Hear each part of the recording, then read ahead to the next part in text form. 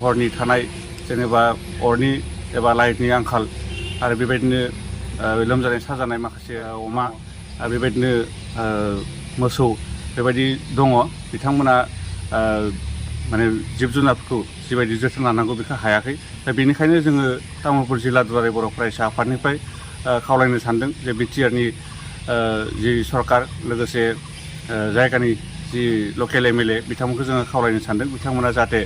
बिफानारिखौ बुंनानै भेटेनारिनिफ्राय मेडिकेलनिफ्राय जिबायदि जोथोन लानांगौ बेखौ जाहाथे खम समनि गेजेरावनो मावफुङो जोङो बेखौ खावलायदों आरो खोनाना मोनो जोङो बेहाय गार्जेन मिनिस्टार इउजि ब्रह्म बिथाङा नायगिदिं फैदों होननानै जोङो लोगो मोनाखै खावलायगोन बिथाङा जुदि फैमारदों खौरां लानानै नांगौखिनि जिखिनि माने जोथोन लानांगौ रायजो राजा बिथांमोनखौ बेखिनिखौ जाहाथे थाबैनो मावफुङो बेखौ जोङो खावलायबाय थाद'नाय गैयै बोथोरनि जि माने अखा हानाय बे अखा हानायनि गेजेरजों तामुलपुर ओनसोलाव गोबां जायगायाव दैबाना जादों फाग्ला दैमानि दै उसिफावनानै गोबां न'खरफ्रा माने न'आव थानो हायै अबस्था बिथांमोना मोजां जायगा नागिरनानै आश्रय लानानै माखासे फरायसालिफोर माखासे रायजोनि फसंथानफोराव बिथांमोना थाफैदों आरो बे थाफैनायफोरखौ जोङो तामुलपुर जिल्ला दुलाराय बर' फरायसा आफादनिफ्राय जोङो खौरां लाहैनाय जायो आरो खौरां लानायनि गेजेरजों जोङो मिथिनो मोन्दों थानाय जानाय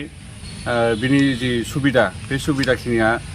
सरकारनिफ्राय जिखिनि जोथोन लानांगौमोन दा बे जोथोन लानाया एसे खम जादों होननानै जों मिथिना मोन्दों आरो मोननैसो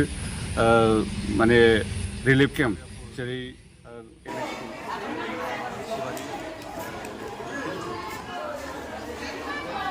जोङो दिनै तामुलपुर जिल्ला दुलाराय फरायसा आफादनिफ्राय जिखिनि फाग्ला दिया दैमाया दैबानाजों साग्लोबनानै दोननाय जि कालाकुसि एरियानि जि रिलिफ केम्प बेजों लोगोसे खासिबारि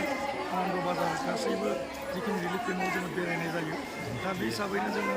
आसाम सरकारखौ जोङो खावलायनो लुबैयो जिखिनि बेवहाय खायज' मोननो नांगौ गासैबो खायज'फोरा सहैजोबाखै जोङो खासिबारि अमयापुरि बेजों लोगोसे आनन्द बाजार बेवहाय जिखिनि जानायनि लोगोसे भेटेनारि डिपार्टमेन्ट आरो गथ' गथायफोरखौ जिखिनि माने हेल्थ सेक्टराव जि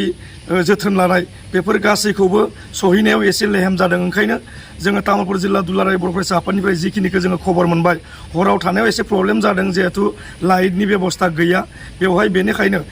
दिनैनि समावनो जाहाथे हराव थानायनि जि बेबस्था लाइटनि बेबस्था बेखौबो खालामनानै होयो आरो बेफोर गासैबो